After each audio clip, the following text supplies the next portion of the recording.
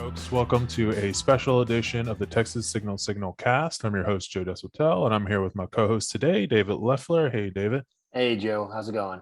Pretty good. So today we're going to be talking about Prop A in Austin. And as we always mention, things that happen in Austin tend to show up in other parts of the state. That's why we think it's so important to talk about this particular issue.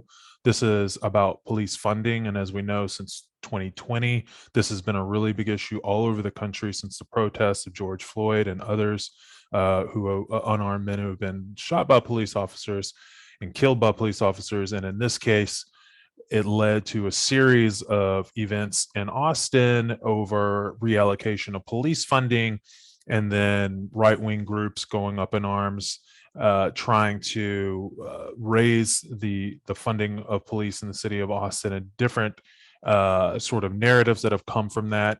And then the state level, then also Governor Abbott and Republicans at the state level coming down on cities that were trying to reallocate police budgets from strict enforcement to prevention, which is what the city of Austin has done. And we think it's really important that we have a conversation about what's actually going on in Austin. And so people are aware of what's happening. And so we are going to have a special guest on this episode. His name is Chaz Moore. He is the, I believe, founder and executive director of Austin Justice Coalition. I've known Chaz for a long time. He's always been on the ground doing this type of work, hand in hand with the police chief, previous chief Art Acevedo, who went to Houston, is now the police chief of Miami. You would often see them together at events, talking, exchanging dialogue, and really trying to make sure that the people in the community that the police are there to protect understand and have a relationship with the police. And so it's a complex issue. There's a lot of emotions around it, but I appreciate, David, you getting Chaz to come on the show and talk to us a little bit about what's going on in Austin right now. Yeah, we're really excited to have Chaz on. He's, as Joe, you were just mentioning, he's one of the and one of the the loudest and one of the most consistent voices in Austin, if not the loudest and most consistent when it comes to pushing forth efforts to reimagine public safety and holding police accountable in Austin. Obviously, that role has only become that much more pronounced since last year, but he's been doing this for, I want to say, the better half of a decade now. And so he's been leading the charge and trying to help educate and inform people about this recent Prop A campaign here in Austin, and trying to get folks, informed and to get them to understand what's at stake, which is millions of dollars that would be going back into Austin's police budget, which, as we'll go into with our conversation, Chaz, frankly, is not needed. We need those dollars elsewhere to keep our community safe in a variety of different ways. So we're really looking forward to getting his perspective and his expertise on this matter. And we hope that y'all will enjoy this conversation.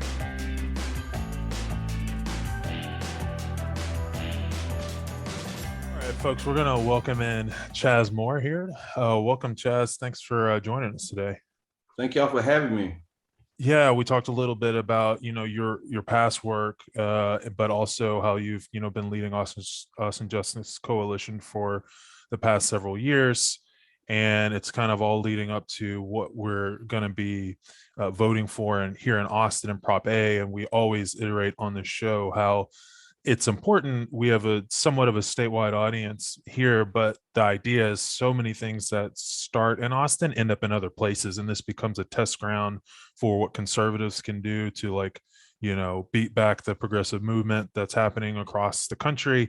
And so I think that's why it's really important to talk about what's going on with Prop A, as well as our Austin listeners who will be able to vote for this. So again, appreciate you joining us. And we talked a minute ago, and you were literally just coming back from speaking with canvassers on the ground. And I'm curious to hear from you what they're hearing folks out in the community say, because I know there's a lot of misinformation out there. I think you brought up a good point. I think over the years, when you look at some of the things we've done, like the police union contract and the budget stuff from last year, like a lot of that stuff I don't want to say it went unopposed, but I do think this is going to be a huge test for criminal justice reform here in Austin, right? Like this is probably going to be, probably is the biggest battle when you just talk about philosophies around policing, people that support the police, if people support, police reform. So, I actually, I'm excited a little bit to see if the things we've been able to introduce to the conversation is valid or not, right? And I think the voters are going to validate the work that AJC and Grits for Breakfast and all these other folks have done for so many years. Or I'll have to go start working at Whataburger or something like that, because if Prop A wins, then that means that people really didn't buy into the ideas of police reform and the ideals of I would say Black Lives Matter, but yeah, I talked to some canvassers today, and very interesting. The thing that they brought up the most was the money, right? Like a lot of people are wanting to know why George Soros is giving money and all the misinformation that comes with him, right? A lot of people think he's like this overlord. That's I don't even know where that comes from, man. But that's what they're hearing, and it's called anti-Semitism. Yeah.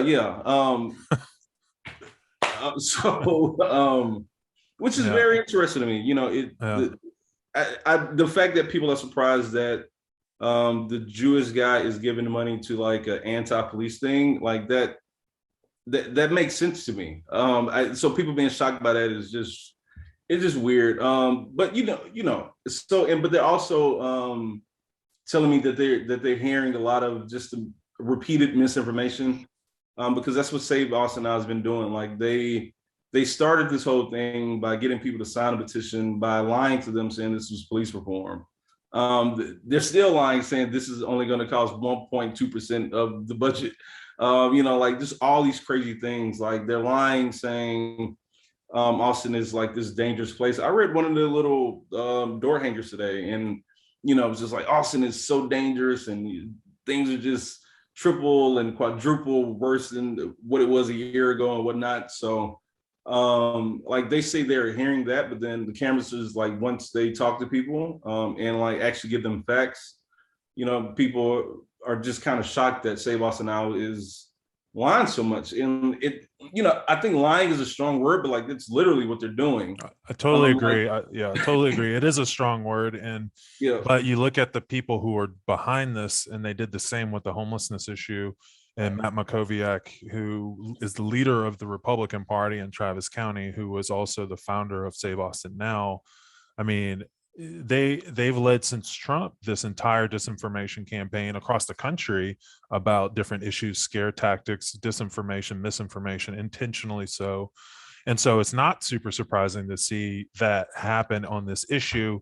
The interesting thing to me, what you said about like this sort of being a test case for how people feel about criminal justice reform, it's really hard to take it as a test case when the other side is A, lying so much, and then B, in their own sort of promotional materials, they are using some of the narratives that people who they know support criminal justice reform, like saying, things like this is about more training for police officers. That's something that if you're in Black Lives Matter, I mean, I've obviously support that. And you're telling me we're going to train police more to de-escalate. And that's what I'm thinking about when I hear training. And we come to find out that's not really what this is about. It doesn't really require that, actually. And so to me, it's hard to even say it's a real test case when there's so much disinformation they're putting out there about, do people even know what they're voting on? And so, I'm curious about how we're going to push back on some of this stuff. And of course, that's partially what we're here to do today, but it's good to hear that you guys are making some progress on the doors. Yeah. And, I agree with you. I think I would love for this to be a fair fight where this side presents, their argument and we present ours. And, we let the voters do what they do. But I think at the core of it, it's going to test Austin's sincerity when it comes to the movement for Black lives, right? Because essentially this boils down to, do you and are you willing to listen to the people that have been affected by policing the most and hear those stories and look at the last 10 years because of Black Lives Matter movement and still commit to trying something new or different? Or do you rock with the police that much to where you quite literally want to potentially bankrupt the city, right? Like that's the scale. Like either police are going to win, or this idea that we can move the ball forward in a more equitable, in a more holistic way is going to win. Right. And I'm hopeful that Prop B wasn't a shift in who we are, because I still think it was so much silly semantics that was going on with Prop B, and I think a lot of people got duped into voting for that. But this, this is very simple. Either we are going to put so much money in the police department and lose out on the very critical key things that keep Austin weird and that keep people moving here, or we are going to, keep the ball moving forward and be the city that we want to be, right? So I was just going to say, like, for folks who are listening who may not be as familiar with the issue, right? The reason why Chaz is such the perfect person to be talking about this, and when Chaz, when you're talking about this being a real litmus test for the things that y'all have been fighting for, right? This is stemming from the fact that y'all were at the forefront of helping lead a lot of the conversations and ultimately helping facilitate the decisions at City Hall to reallocate funds from the police department last year. And Prop A, is seeking to add millions of dollars back into the police budget, for the next 5 years, I believe. And so, this directly, as you're saying, this directly strikes at all of the hard-earned victories y'all have had. And it really, again, just comes down to trying to not just, which I'd love to hear your opinion on, not just putting more money into policing at a time when that doesn't, that's not necessary, but the things that it's taking money away from, right? The other, sides of public safety that so often get ignored, whether that's, mental health counselors, whether it's all the other kind of community outreach things. And so, I just wanted to, in case folks aren't as aware, that's what at stake and all of the ripple effects that comes from that. Yeah, absolutely. And I think, even if you are a super pro-police person, right? Like that is your right to be that type of person. I think people have to do a couple of things here. One, we have to assess, like, okay, we're going to put these hundreds of $1 million into the police department.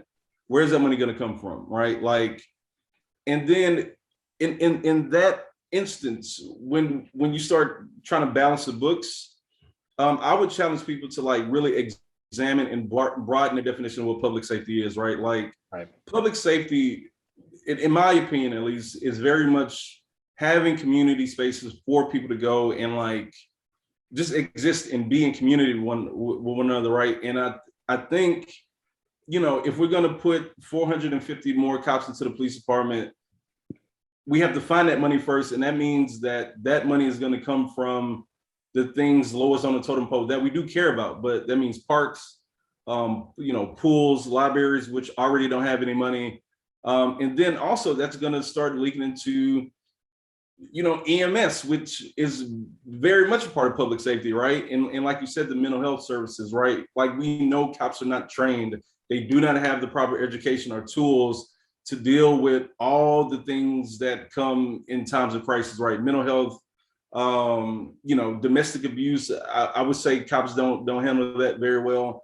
And instead of us being able to try these other things, but by having the money to create or implement new strategies, like after the smoke, settles, we realize, well, damn, all our money is in the police department, so we can't do anything, right? Like, I believe that if this thing wins, which I don't believe it will, and fingers crossed, but if this thing wins, I just don't see how we move forward in a holistic way to try anything else. Mhm. I just don't see it. And I also see, Austin Pets Alive suffering because we know they're in a bind, they need some money.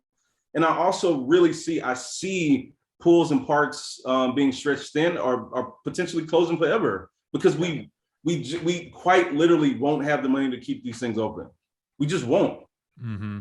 And a few different things. I mean, you mentioned Austin Pets Alive, but I saw the No Way Prop A coalition, which includes Austin Justice Coalition, has gotten endorsements from community groups all across the spectrum from all kinds of different things.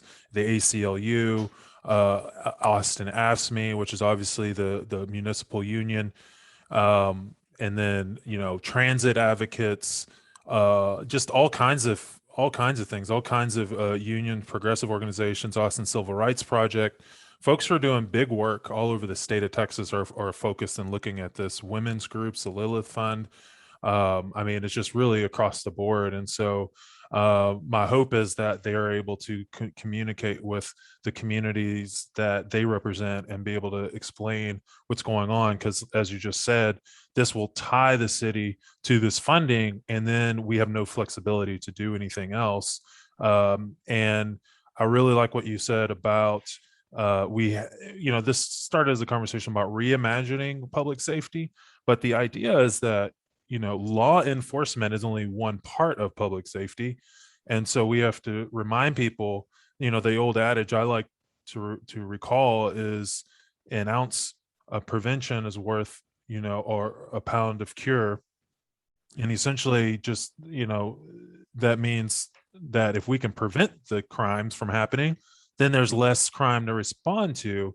And so that means we need to beef up our mental health response initiatives and our community outreach, and so that people can, because obviously police aren't all trained to handle all these different types of situations. And it's like they say, if all you have is a hammer, everything begins to look like a nail. And I feel like that's what we're doing with law enforcement. You just send the police every time there's an issue. And so one of the most recent things I've seen that the pro Prop A folks have put out there is APD, and I want to hear your thoughts on this. APD made an announcement recently about a whole list of types of issues they will no longer respond to in terms of 911, but then will refer you to 311. And those are all nonviolent crimes and all non-crimes in progress. So it could be like, a fender bender where nobody is actually hurt, or COVID violations, like if somebody's not wearing a mask, or somebody breaks into your car and you find it the next morning. To me, that's the things that you wouldn't be calling 911 for in the first place.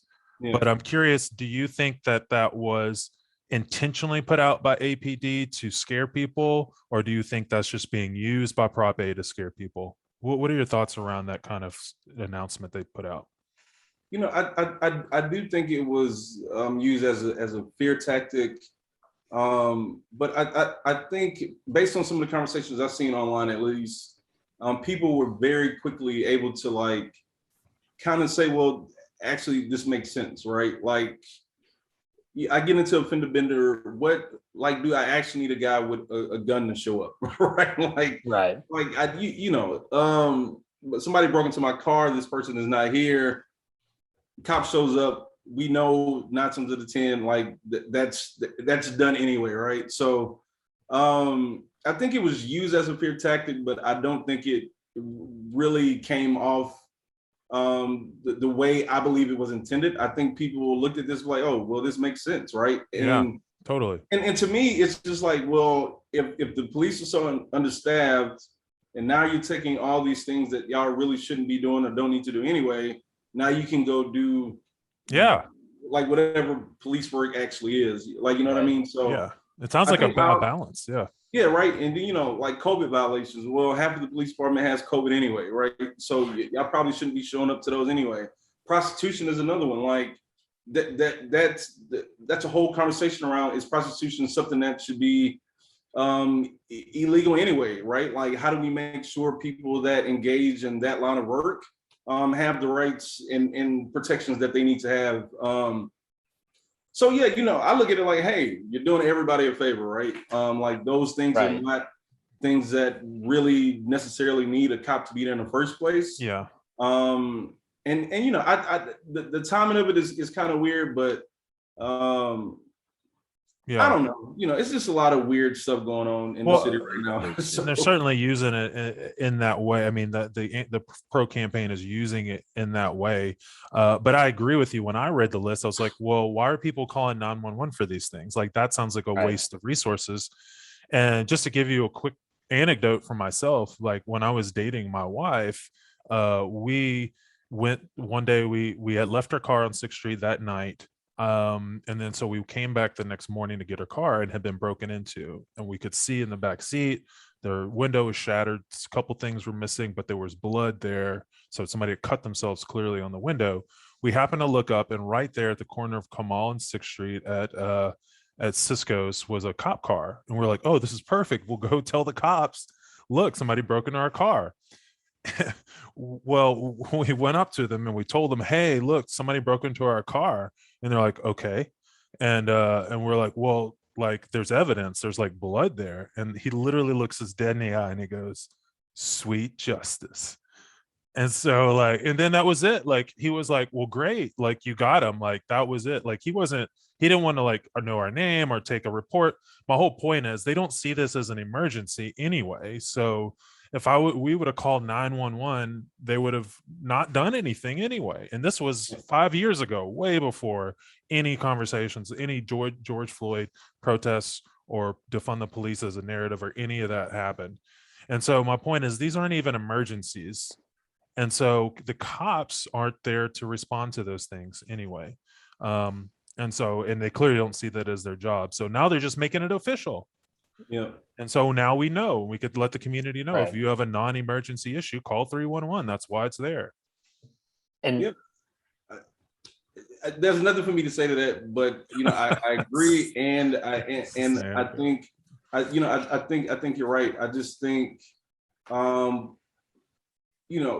think after this election, there's going to have to be continued conversations and community education, political education, if you will, around challenging people's beliefs of what actually keeps them safe and what police are actually needed for. You know what I mean? Like, and I think that's a perfect example.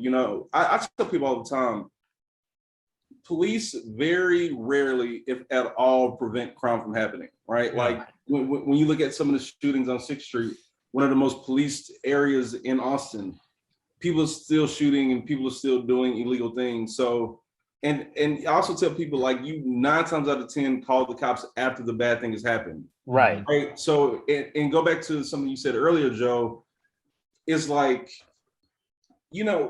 people want to throw policing at every problem.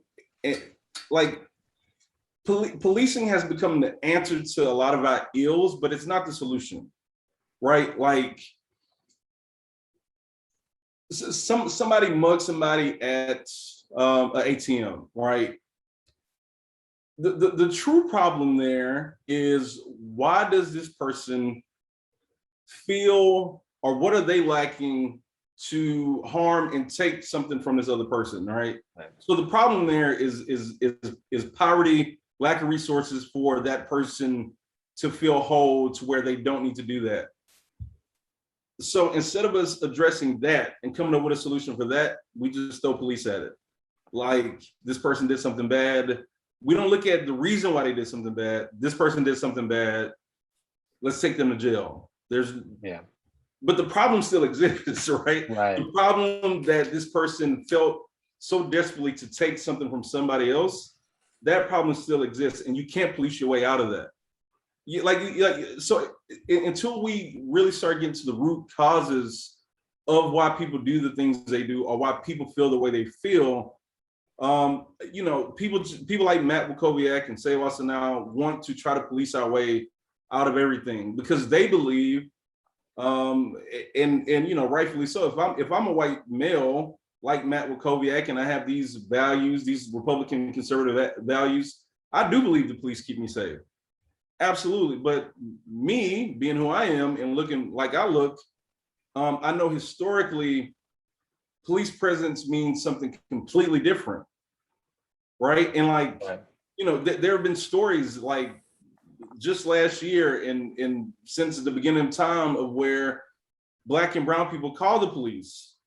And then, when they get there, we're also now the suspect.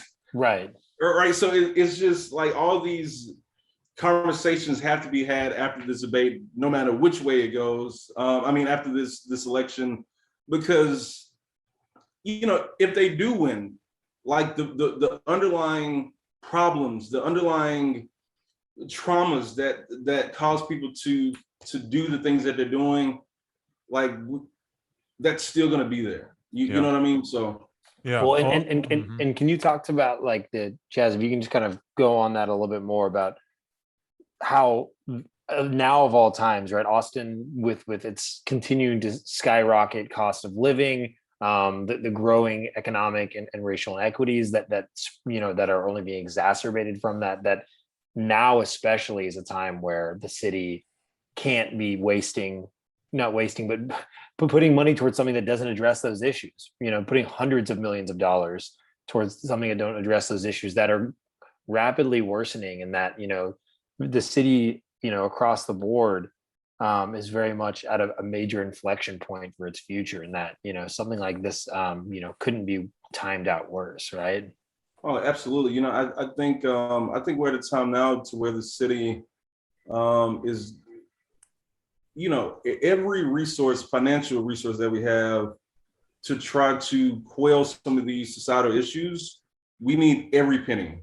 And to potentially be strapped to only the police, I think would be detrimental to who we are as a city, who we want to be as a city, and how we address those issues. So, I really do think,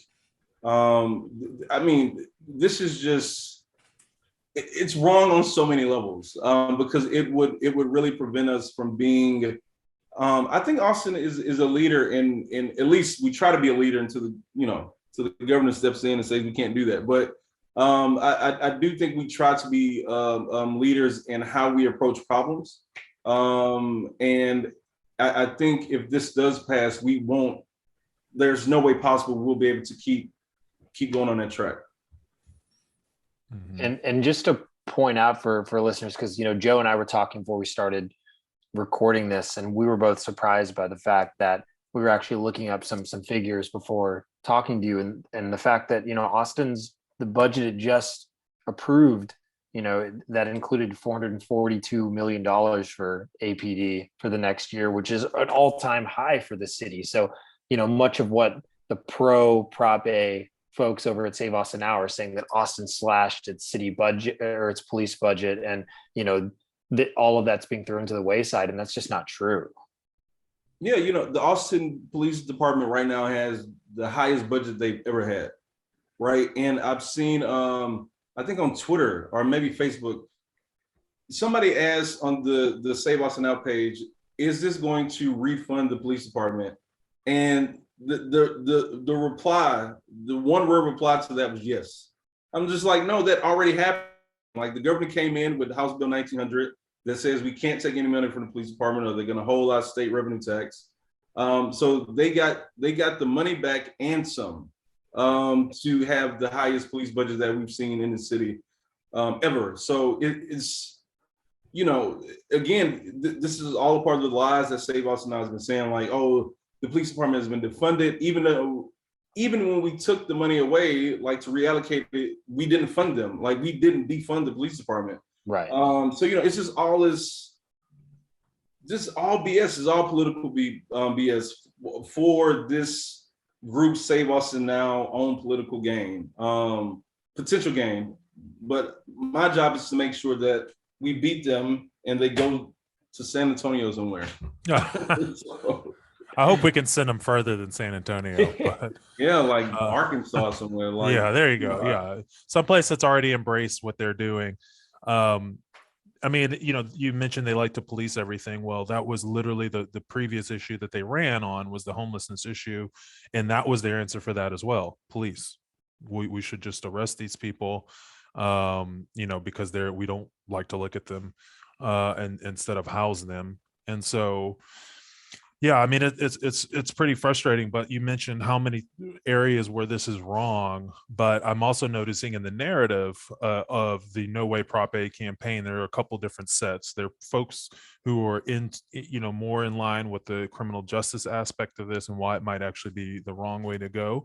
And then there are people who are simply concerned about the money and the budget, and I see folks using that as a way to sort of get their attention and say, hey, look, Austin is definitely really expensive, and we consistently talk about that from property tax standpoint, and this is going to raise your taxes. And I think there are probably some folks who probably, like you say, feel pretty safe already where they are, and just might not want to see their property taxes go up yeah, significantly over time. yeah. Yeah. And I mean, that's politics, right? Like politics breeds strange bedfellows. You know what I mean? Like, and man, I'm slightly jealous because I think when we did the police union contract, we had a pretty broad coalition. But I think with Equity Pack, we have over 100 organizations from all over the place that are getting behind us for their own reasons. And I mean, ideally, and morally, I would love for people to like all be in this because it's just the right way to go. But money is important, right? And I think a lot of people understand that. So I'll take that. Like Yeah. whatever gets people to a no on this, I'll take that. And we can talk. I'm not one of those people that I'm not really big on purity. I know a lot of people beat me up for that because I'm not like this activist that preaches purity and things need to be completely pure for us to engage with one another. I think we just need to win. Like we just need to win, and then we can have the conversations after that. But when I say win, we need to.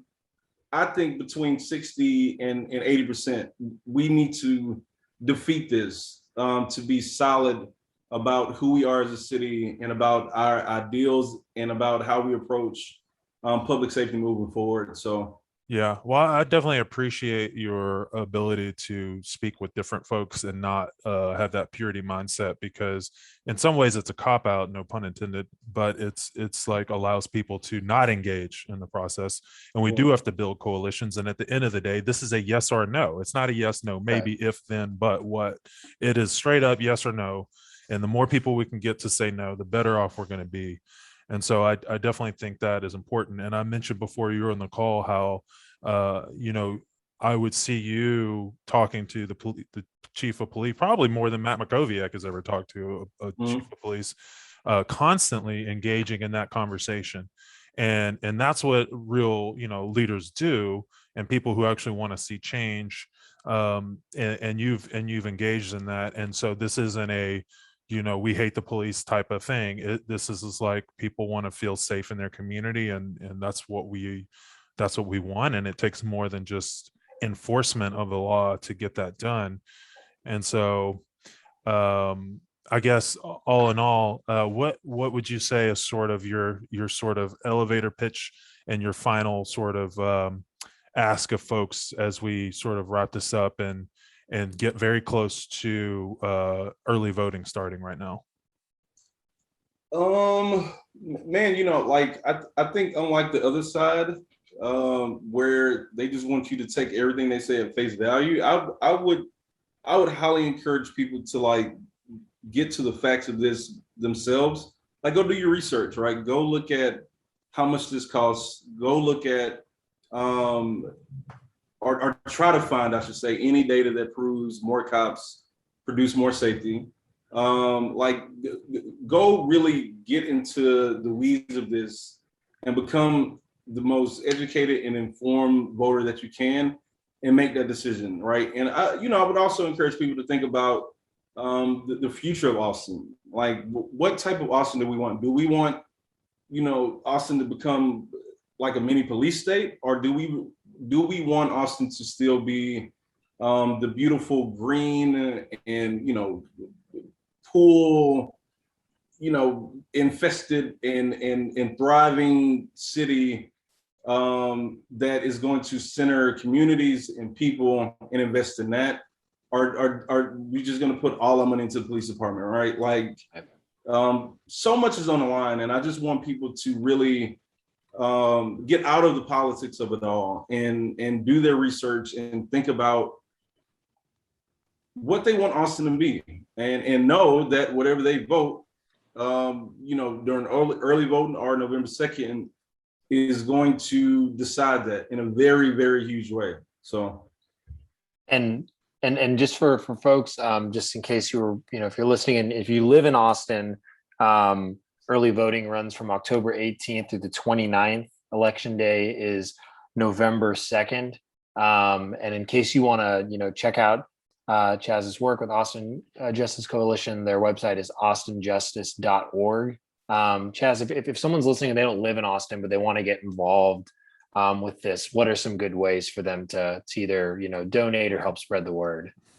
Yeah, all things austinjustice.org. That's where you can see what we're working on. We have some really cool projects coming up. We've expanded. Chris Harris is over here working now, and it took me a long time, but I got him. I'm trying to build a dream team of folks. So I would highly encourage people to check out www.austinjustice.org. Or if you're one of those Twitter people like I am, which is Twitter's like the old folks Facebook now. Like, this is where all the old folks go and mingle. ATX Justice, and then for the people that can manage Instagram and all that complexity is Austin Justice Coalition. I think we're pretty easy to find, and I tell people all the time, the only reason we're able to be who we are is because of people. I know people think, I don't know what people think of me, but I am who I am because of the community. And AJC is who we are because people get engaged and get involved. So if you want to be a part of this growing army of crazy folks that believe we can live in a world where equity and peace and love is the center of everything, I would tell them, come see what we have, and we may not be for you, but I think we're pretty dope. So awesome. Yeah, well, I agree. And I certainly see you out there all the time. And I appreciate all the work you're doing. And good luck on Prop A. We'll continue to spread the truth about Prop A and let folks know how they can make a difference themselves. So thanks again for joining us, Chaz. As always, we appreciate it. And to all the folks out there, thanks again for listening. And as you know, we definitely appreciate you checking us out at texassignal.com. And for those who want to become a Patreon, you can go to our website, do that, and help sustain the type of progressive journalism we do here. And so with that, thanks again. And until next time, later, y'all. Thanks, Chaz. Appreciate it. Thank y'all, man. Thank y'all so much.